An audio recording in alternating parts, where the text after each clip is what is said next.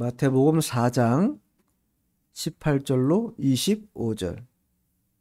갈릴리 해변에 다니시다가 두 형제 곧 베드로라 하는 시몬과 그의 형제 안드레가 바다에 금을 던지는 것을 보시니 그들은 어부라. 말씀하시되 나를 따라오라. 내가 너희를 사람을 낚는 어부가 되게 하리라 하시니 그들이 곧 그물을 버려두고 예수를 따르니라.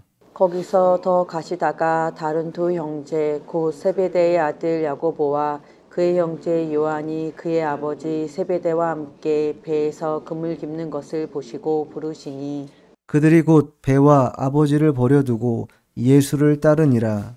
예수께서 온 갈릴리에 두루 다니사 그들의 회당에서 가르치시며 천국 복음을 전파하시며 백성 중에 모든 병과 모든 악한 것을 고치시니 그의 소문이 온 수리아에 퍼진지라. 사람들이 모든 앓는 자 곧 각종 병에 걸려서 고통당하는 자, 귀신 들린 자, 간질하는 자, 중풍병자들을 데려오니 그들을 고치시더라. 갈릴리와 데가볼리와 예루살렘과 유대와 요단강 건너편에서 수많은 무리가 따르니라. 아멘. 예, 오늘 말씀의 제목은 말씀과 일, 말씀과 일이라는 제목으로 하나님 말씀을 증거하도록 하겠습니다. 예수님의 활동, 공생의 생활 가운데 활동은 두 가지로 요약되는데 첫 번째가 말씀입니다. 두 번째가 일이죠. 예수님의 말씀이라는 것은 진리의 말씀을 선포하는 것, 또한 그 선포된 말씀을 따라서 생활할 수 있도록 교훈하는 것. 이게 말씀의 주된 핵심입니다.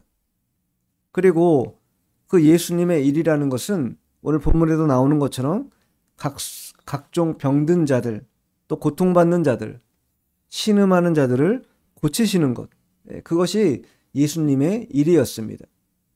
이 말씀과 일이 갈릴리 지역, 가버나움 지역에 퍼지게 되자 사람들이 금방 몰려들기 시작했습니다. 반향이 일어난 것이에요. 그래서 온 자들이 어떠냐? 많은 무리들이 예수님께 나왔다. 이렇게 오늘 본문이 증거하고 있지 않습니까? 근데 무리라는 것은 이 무리의 특징이 뭐냐면 좌고우면한다라는 것이에요. 좌고우면한다.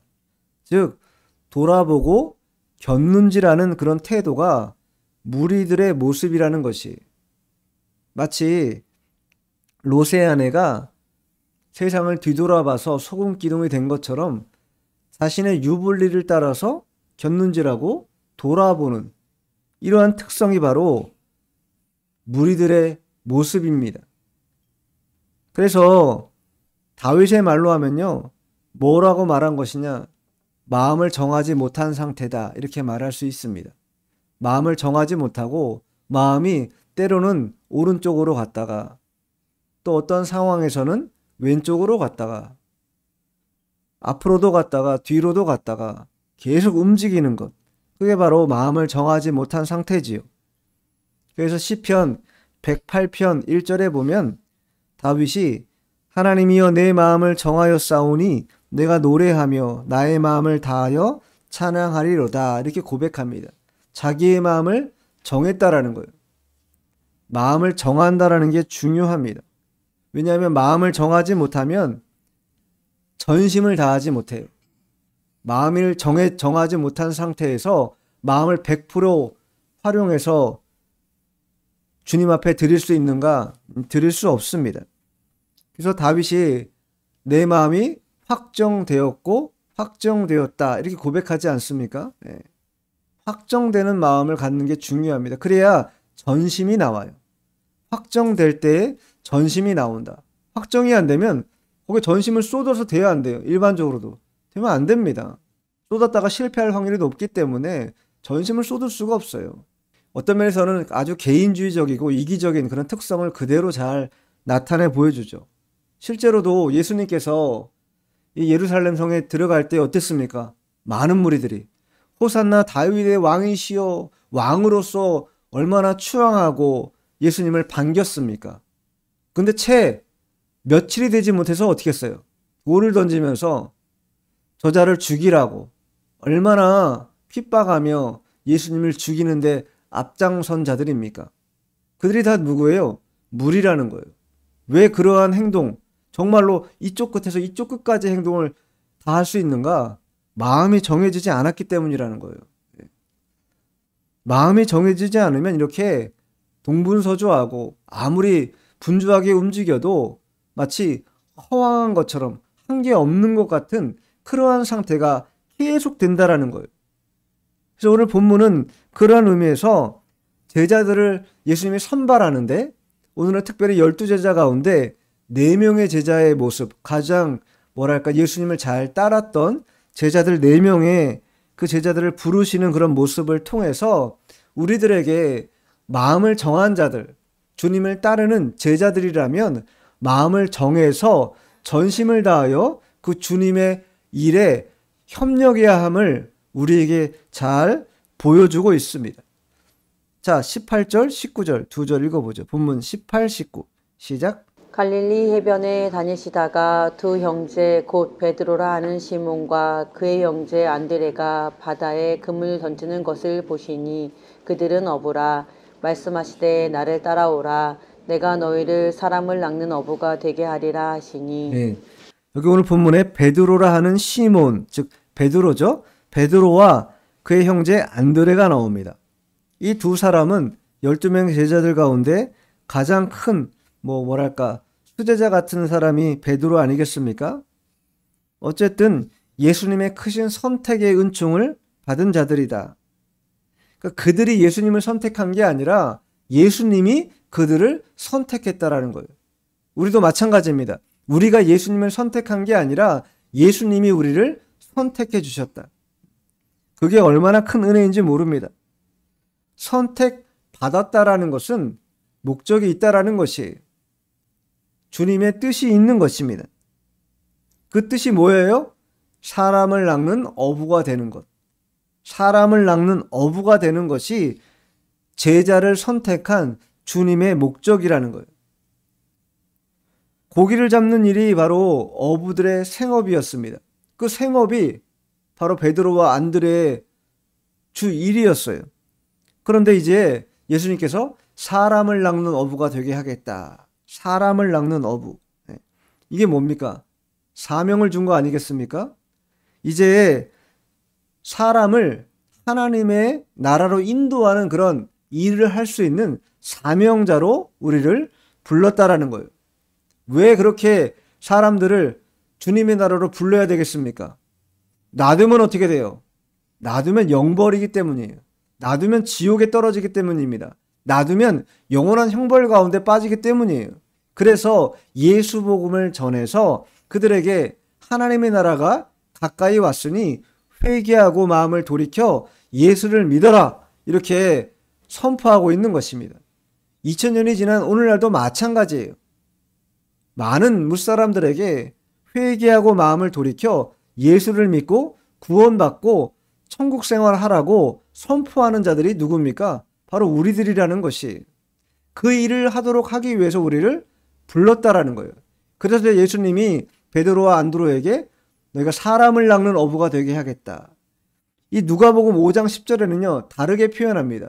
5장 10절에 보면 세베대의 아들로서 시몬의 동업자인 야고보와 요한도 놀랐음이라.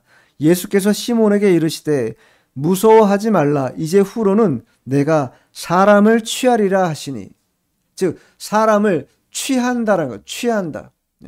사람을 왜 취합니까? 자기 사람으로 만들려고 취하는 것이에요? 그거 아닙니다. 자기 사람으로 만들려는 게 아니라 하나님의 사람으로 만들기 위해서 취하는 것이, 그리고 주님의 사람으로 만들어 가도록 하는 것입니다. 그것이 주님의 뜻이고 우리를 제자로 부르신 이유입니다. 어부는요, 살아있는 고기를 끄집어 올리는 자들이에요. 그러면 어떻게 됐습니까? 그 생선이 곧 죽게 되겠지요. 아무리 신선하고 아무리 살아있는 생물을 건져 올려도 그게 얼마나 가겠습니까? 몇 시간 못 갈 겁니다. 금방 죽어버리고 마는 것이죠. 그런데 그러한 그 어부의 삶을 청산케 하시고 전도자의 삶을 살게 하셨다라는 게 뭐예요, 이제? 그러한 죽는 일에 삶을 들이지 말고 사람을 살려내는 일, 사람을 영생으로 이끌어가는 일, 취하는 일, 그 생명 있는 일에 이제 너의 인생을 들여라. 이렇게 말씀하고 있는 것이 우리들에게도 그렇게 주께서 말씀하고 있습니다. 생명 살리는 일, 영혼을 도와주는 일, 그것이 우리에게 맡겨진 것인데 예수님께서 그것을 어떻게 표현했습니까? 자신을 따르라 이렇게 했잖아요. 따르라. 따르라는 게 뭐예요? 너 마음대로 하지 말라라는 거예요. 너 마음대로 하지 말고 내가 하는 것을 잘 보고 배우라는 것이, 내가 어떻게 하는지 잘 보고 배우라는 것입니다. 그러니까 뭘 배우는 거예요? 예수님의 성품, 인격, 예수님의 사역, 이것을 잘 보고 배웠다가 너희들의 성품도 인격도 사역도 예수님처럼 닮아가야 된다. 이 얘기가 예수님을 따르라 이 말 속에 다 내포되어 있는 것이에요. 참 우리가 그런 면에서 보면 이 잘 부족함이 많지요. 예수님을 좀 닮아가고 싶은데 닮은 모습이 잘 나타나지 않을 때가 많습니다. 우리 본성적인 게 더 드러나고 그것 때문에 또 자책하고 나는 왜 이렇게 안 변하는 것인가? 나는 왜 이렇게 예수님을 닮아가고 싶은데 이렇게 안 되나? 자책하기도 하지만 그러한 자책을 통해서 뭐예요? 다시 회개하고 한번 힘을 내서 또 예수님을 닮아가려고 애를 쓰는 것. 그게 그리스도인의 삶이라는 거예요. 길이라는 것입니다. 자, 20절 한번 읽어보죠. 20절. 그들이 곧 그물을 버려두고 예수를 따르니라. 예, 그물을 버려두고 예수를 따랐다.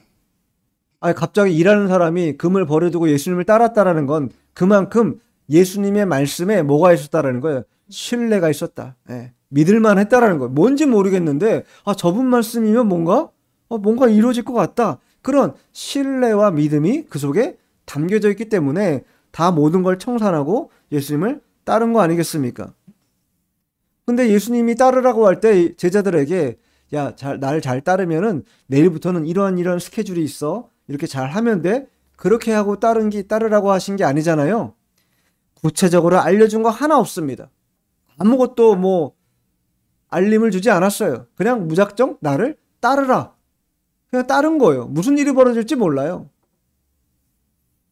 그럼 왜 그렇게 예수님은 우리에게 아무것도 정보를 주지 않고 따르라 말씀하실까? 왜냐하면요, 타협의 여지를 두지 않도록 하기 위해서.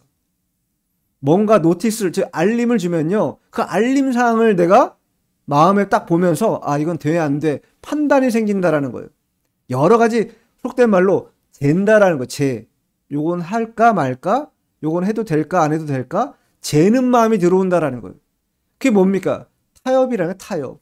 어디까지는 하고 어디까지는 하지 말아야지. 이만큼은 가고 이만큼은 가지 말아야지 라고 하는 타협의 여지가 생기기 때문에 뭔가 정보를 안 주는 거예요, 때로. 그래서 우리를 궁지로 내모시는 그런 이유가 어떤 면에서는 그런 타협의 여지를 주지 않도록 하기 위해서 우리를 그렇게 궁지로 내모는 것일 수도 있다. 성경에 보면요, 한 부자 간원이 나오지 않습니까? 그 부자 간원도요, 주님을 잘 따르고 싶은 마음이 있었습니다. 그런데 그 일에 실패했어요. 왜 그랬냐? 여지가 있었기 때문에. 여지가. 자, 19장 가보세요. 마태복음 19장 21, 22. 예수께서 이르시되 내가 운전하고자 할진대 가서 내 소유를 팔아 가난한 자들에게 주라. 그리하면 하늘에서 보화가 내게 있으리라. 그리고 와서 나를 따르라 하시니 그 청년이 재물이 많음으로 이 말씀을 듣고 근심하며 가니라. 예. 타협할 만한 게 있어요. 그게 뭐였습니까? 이 청년에게 많은 재물이. 그것 때문에 갈등이 생긴 거예요. 그리고 결국은 근심하며 떠났습니다. 그러니까 주님의 말씀을 전적으로 신뢰하지 못한 것이죠. 왜? 여지가 있었거든요. 뭔가가 있었거든. 그것이 결국 그 청년에게는 은혜를 경험할 수 없는 혹은 구원받을 수 없는 그런 길을 열어놓은 것과 똑같은 것입니다. 우리에게도 그런 여지가 있을 수 있다. 그러나 그것은 옳은 것이 아닙니다. 예수님이 나를 따르라 하면 어떻게 됩니까? 그냥 따라가면 되는 거예요. 뭐 뒤에 무엇이 있을까, 저것이 있을까, 이것이 있을까 고민할 필요도 없습니다. 따라가다 보면 하나님께서 우리를 적재적소에 알맞게 필요한 것들을 허락해 주시기도 하고 이끌어가고 인도하시기도 합니다. 걱정할 거 없어요. 그래서 마태복음 6장 33절에 뭐라고 말합니까? 너는 먼저 그의 나라와 그 의를 구하라. 그리하면 나머지 모든 것을 너에게 더하신다. 약속하지 않았습니까? 그렇기 때문에 예수님이 따르라 하면 그냥 따라가면 된다. 자, 21절 읽어보죠. 시작. 거기서 더 가시다가 다른 두 형제 곧 세베대의 아들 야고보와 그의 형제 요한이 그의 아버지 세베대와 함께 배에서 그물 깁는 것을 보시고 부르시니. 예, 앞에서는 베드로와 안드레가 형제로 나옵니다. 또 21절에는 야고보와 요한도 형제 사이로 나오죠. 그런데 예수님께서 베드로와 안드레를 언제 부르셨습니까?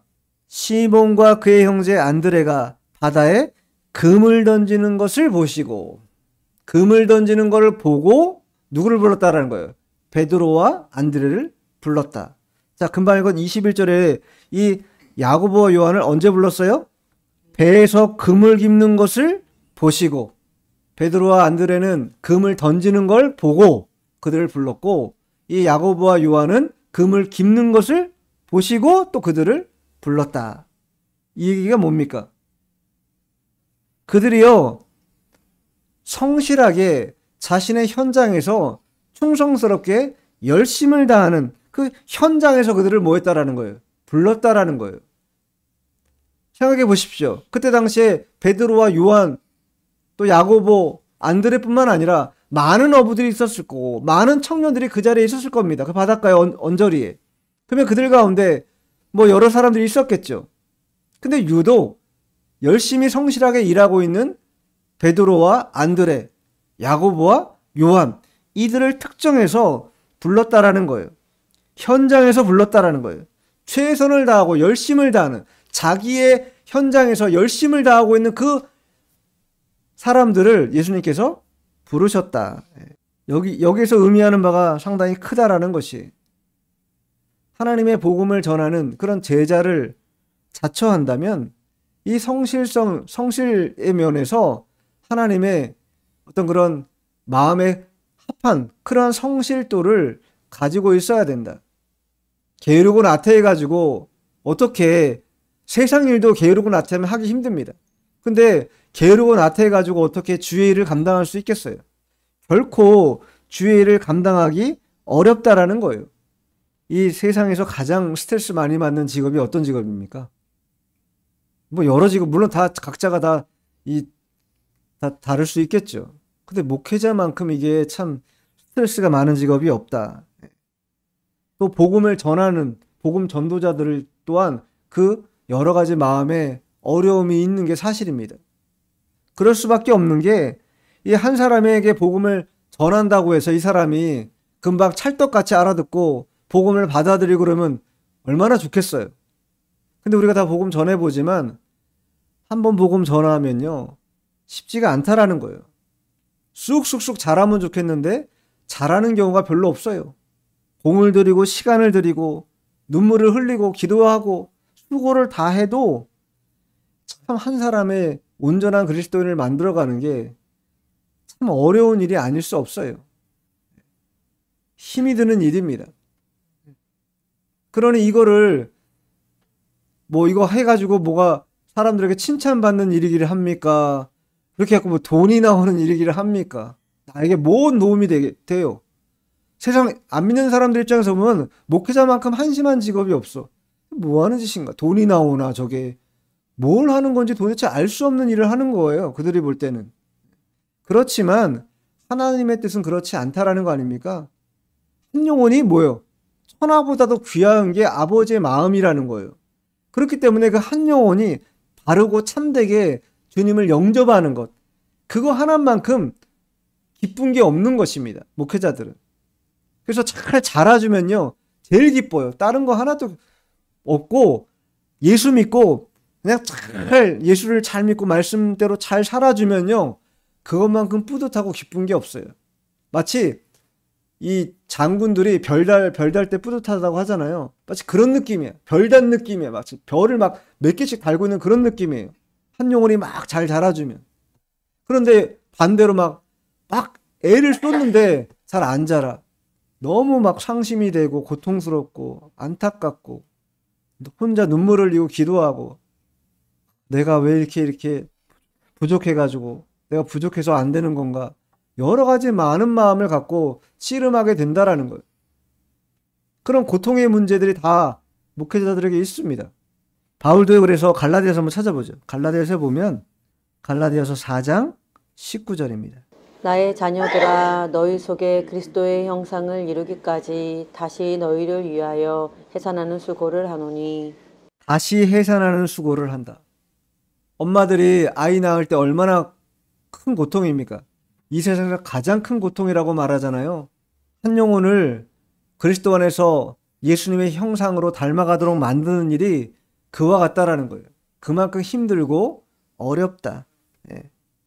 마치 짝사랑하는 것 같아요. 나는 마음을 다 주는데 결코 마음을 받으려 하지 않아요. 예. 요지부동이에요. 그냥 꿋꿋해. 왜 이렇게 꿋꿋한지 모르겠어. 꺾여주면 좋겠는데 꺾여주질 않아요. 참 고통스럽지요. 그러나 그것도 기도하다가 보면 하나님 뜻이 있다 여겨집니다. 또 가끔 하나님께 맡기고 또 기도하게 되지요. 예수님을 따르라, 예수님 나를 따르라 하신 때에 그러한 따를 때의 그런 각오라는 게 그와 같아야 된다.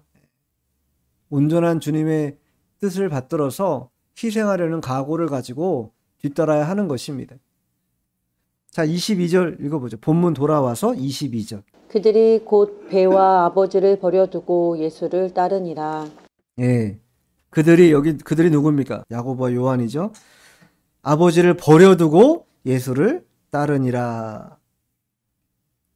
그들이 예수님을 따를 수 있었던 것은 뭐냐면 아버지와 배를 버릴 수 있는 용기를 가졌기 때문에 용기를.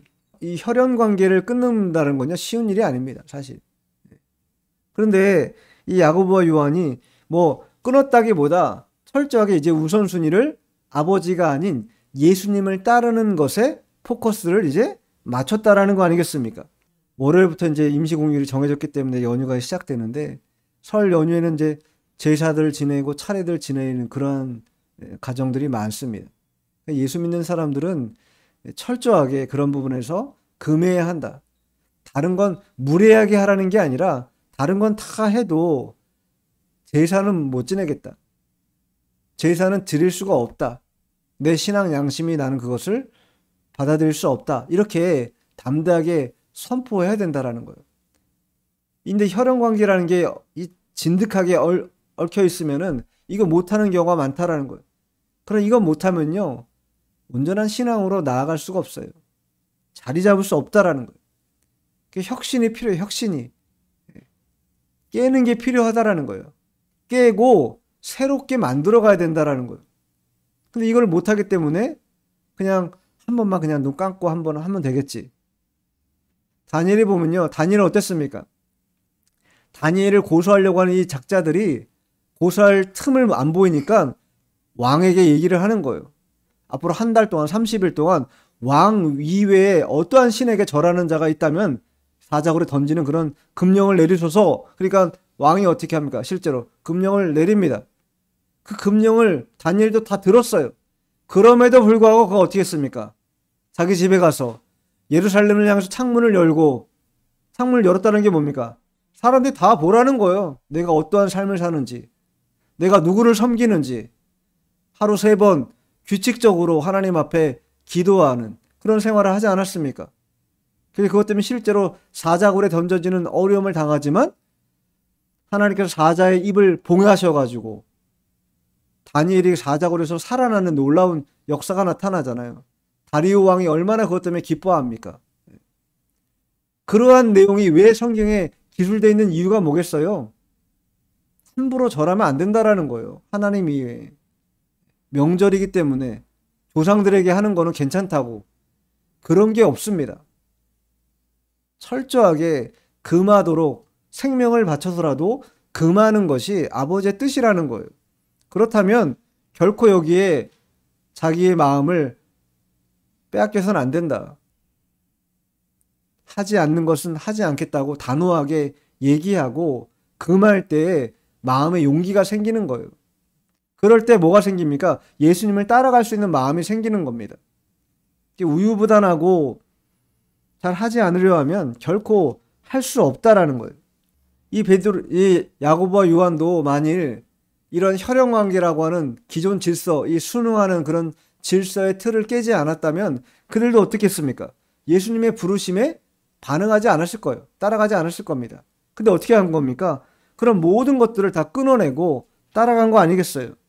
기존의 틀을 깨고 따라간 것입니다. 근데 왜 이게 끊어지기가 어렵냐면 관습화된 것도 물론 있겠지만 이걸 깨고 뭔가 새로운 것을 한다라는 건요. 무엇이 뒤따르는가? 희생이 뒤따른다. 희생. 희생을 감수해야 한다라는 것을 받아들여야 된다라는 거예요. 그런데 주님께서 그것을 잘 감당하면 그에 따르는 상이 있다고 또 말씀해 주셨어요. 자, 마가복음 한번 찾아보세요. 마가복음 10장 29, 30. 예수께서 이르시되 내가 진실로 너희에게 이르노니 나와 복음을 위하여 집이나 형제나 자매나 어머니나 아버지나 자식이나 전토를 벌인 자는 현세에 있어 집과 형제와 자매와 어머니와 자식과 전토를 100배나 받되 100배를 범하여 받고 내세의 영생을 받지 못할 자가 없느니라. 예. 형제나 자매나 집이나 아버지나 자식이나 전토를 벌인 자는 100배를 받되 받게도 받겠지만 내세 영생을 받지 못할 자가 없다. 영생을 받는 가장 큰 복락을 누리게 될 것이다. 그러니 희생을 뭐 있어야 된다는 거예요. 감수할 수 있어야 된다. 이렇게 말씀하고 있는 거예요. 자, 본문 23절 읽어보죠. 23절 시작. 예수께서 온 갈릴리에 두루 다니사 그들의 회당에서 가르치시며 천국 복음을 전파하시며 백성 중에 모든 병과 모든 약한 것을 고치시니. 네, 마태는요 예수님의 사역을 크게 세 가지로 구분했습니다. 가르치는 사역, 아까 전에 말씀과 일이 오늘 본문의 제목이지 않습니까? 그 일을 세 가지로 세분화했어요. 첫 번째가 뭐냐? 가르치는 사역, 디다스코라고 하는 디다스코. 목적이 뭡니까? 가르치는 사역을 왜 하는 거예요? 말씀을 사모하도록 하기 위해서 가르치는 거예요. 말씀을 꿀송이처럼 달게 여기라고 가르치는 겁니다. 뭐 지식을 쌓아가도록, 물론 그런 측면도 있겠지요. 그러나 궁극의 목적은 하나님 말씀을 사랑하라, 하나님 말씀을 사모하라고 가르치는 거예요. 그게 가장 큰 가르침의 목적이다. 두 번째는 뭡니까? 전파하는 사역이죠. 복음을 전파하시며 전파하는 사역. 그럼 전파하는 사역의 목적이 뭡니까? 회개를 촉구하는 것이죠. 회개를 촉구하고 복음을 수납하라고. 그게 이 전파하는 사역의 주 목적이다. 세 번째 뭡니까? 고치는 일이다. 고치는 사역. 고치는 사역. 물론 은사 사역을 통해서 육체의 치료도 합니다. 그러나 근본적인 이 고치는 사역의 취지는 뭐예요? 죄와 사망으로부터 진정한 회복이 있음을 고치는 것이죠. 죄를 떠나게 만들고, 그래서 결국은 사망과 멸망의 자리에서 영생과 복락의 자리로 옮겨지는 그 일을 하는 게 바로 고치는 사역의 주 목적이다. 이 세 가지가 예수님이 공생애 내내 행했던 그런 사역입니다. 그리고 실제로 예수님이 남아있는 제자들에게도 이 사역을 하라고 하셨어요. 마태복음 마지막 장이죠. 마태복음 28장 19절 20절 두 절 읽어보죠. 시작. 그러므로 너희는 가서 모든 민족을 제자로 삼아 아버지와 아들과 성령의 이름으로 세례를 베풀고 내가 너희에게 분부한 모든 것을 가르쳐 지키게 하라. 볼지어다 내가 세상 끝날까지 너희와 항상 함께 있으리라 하시니라. 예, 제자 삼는 거, 너희들이 제자가 된 것처럼 너희들도 예수님의 또 다른 제자들을 만들어내는 그 사역에 일생을 뭐하라는 거예요? 다 바치라는 거예요. 그러면 모두가 다 주의 길을 걸어가야 됩니까? 그거 아니죠. 하나님은요 그렇게 말씀하지 않았어요. 너가 현장에서 일하는 그 현장에서, 내가 있는 그 자리에서 뭐 하라는 거예요? 하나님의 주권을 인정하고 그 주권 가운데 하나님을 선포하면 된다라는 거예요. 예수 믿는 빛을 발산하면 된다라는 것입니다. 그러면 그것을 통해서 믿는 자들, 택함 받은 백성들이 나타나게 될 것이고 그들이 너를 따라서 제자 되는 삶을 너와 같이 그렇게 행하게 될 것임을 예수님이 우리에게 알려주셨어요. 그러니 우리 모두가 다 목사님이 되거나 전도사님이 될 필요는 없습니다. 자기가 맡겨진 이 땅에서 하는 그 일 속에서 하나님 나라를 잘 선포하고 또 사람들에게 고치는 사역, 전파하는 사역, 가르치는 사역 잘 감당하면 그것을 통해서 이 마태복음 28장 19절에서 20절까지 예수님께서 우리에게 전달해 주신 이 대명령을 우리도 순종하는 그런 제자가 될 수 있다. 이것입니다. 자, 마지막 본문 24, 25절 읽어보죠. 24, 25 시작. 그의 소문이 온 수리아에 퍼진지라 사람들이 모든 앓는 자와 곧 각종 병에 걸려서 고통당하는 자, 귀신 들린 자, 간질하는 자, 중풍병자들을 데려오니 그들을 고치시더라. 갈릴리와 데가볼리와 예루살렘과 유대와 요단강 건너편에서 수많은 무리가 따르니라. 그들을 고치시더라. 예수님은요, 사람의 혈통 불문입니다. 많이 배웠건 못 배웠건, 많이 가졌건 못 가졌건 그런 거 상관없습니다. 무엇에 관심이 있어요? 그들의 상처, 그들의 고통, 그들의 간절함 이런 것에 관심이 있어요. 그리고 그들의 필요를 따라서 고치시고 치료하시고 또 만져주시고 위로하시는 그런 고침의 은혜를 그들에게 베풀어 주셨다라는 거예요. 이 얘기가 왜 있는 것입니까? 우리들에게도 동일하게 적용되는 거 아니겠습니까? 많이 가진 자, 또 부한 자, 그들의 마음을 사려고 하는 것이 아니라 상처받고 고통받는 자. 돈이 많다고 고통 없겠습니까? 높은 지위가 있다고 상처가 없겠어요? 다 있지 않습니까? 그러한 영혼들에게 하나님의 간절한 마음으로 다가가서 그들의 마음을 위로하고 하나님의 은혜를 내가 받은 것처럼 그들도 하나님의 은혜를 받아야 이 땅을 온전하게 살아갈 수 있노라고 얘기해 줄 수 있는 그 한마디를 전할 수 있는 자, 그 자가 바로 뭐예요? 예수님의 제자인 것이에요. 그리고 복음과 또 주의 일을 감당하는 자가 될 수 있는 것입니다. 그래야 누굴 만납니까? 예수님을 만나는 거예요. 그러한 사람들이 예수님을 만나요. 그래서 잠언 8장 17절에 보면 나를 사랑하는 자들이 나의 사랑을 입으며 나를 간절히 찾는 자가 나를 만난다. 나를 간절히 찾는 자가 나를 만나는 거예요. 그래서 너는 내게 부르짖으라 말하지 않아요. 예레미야 선지자가. 부르짖으라는 거 아닙니까? 주님을 찾으라는 거 아니에요. 그러면 주님이 만나신다. 예레미야 29장 12, 13 시작. 너희가 내게 부르짖으며 내게 와서 기도하면 내가 너희들의 기도를 들을 것이요 너희가 온 마음으로 나를 구하면 나를 찾을 것이요 나를 만나리라. 온 마음으로 구하고 찾으면 주님이 만나주신다라는 거예요. 안 만나주지 않는 분이라는 겁니다. 기도하면 기도를 어떻게 한다고 하는 거예요? 들어주신다라는 거예요. 왜 그렇습니까? 우리의 슬픔과 고통, 상처, 우리의 상한 마음, 이런 모든 위로받고 싶은 마음, 이런 게 다 주님을 아신다라는 거예요. 그렇기 때문에 주님을 소개하고 주님을 전하는 때 사람들이 그 주님을 통해서 그들에게도 회복의 역사가 나타나고 은혜의 역사가 나타나게 되는 것입니다. 예수님께서 이 땅에 왜 오셨는가? 그 일 때문에 오셨다라는 거예요. 이 어둠의 땅에 하나님의 나라가 임한 것이 몸소 하나님의 나라가 임했어요. 그리고 그것을 우리는 복음이라고 말합니다. 우리는 모두 다 복음을 받은 자들이에요. 그리고 예수님을 이 땅에서 공생의 생활하는 동안에 예수님이 어떻게 이 말씀과 일을 행하셨는지 성경을 통해서 잘 아는 자들이라는 거예요. 가르치고 전파하고 고치는 일을 공생의 내내 행하신 그 예수님이 우리의 스승 되시고 우리의 주가 되시기 때문에 우리 제자들이라고 한다면 그러한 예수님의 모습을 잘 따라가는 자들이 되어야 한다. 따라가는 자들이 되어야 한다. 예수님의 말씀, 예수님의 사역, 우리에게도 주어진 줄 알고 특별하지 않아도 따뜻하게 주님의 은혜를 잘 전하는 그러한 삶을 산다면 나에게도 유익할 뿐만 아니라 우리 주변에 있는 모든 사람들에게도 주님을 만날 수 있는 기회를 만들 수 있습니다. 그렇기 때문에 주저하지 말고 그 일을 감당해야 한다. 이것이 오늘 본문이 우리에게 주는 교훈이라 이렇게 볼 수 있습니다. 예수님을 따르는 건요, 희생이 뒤따릅니다.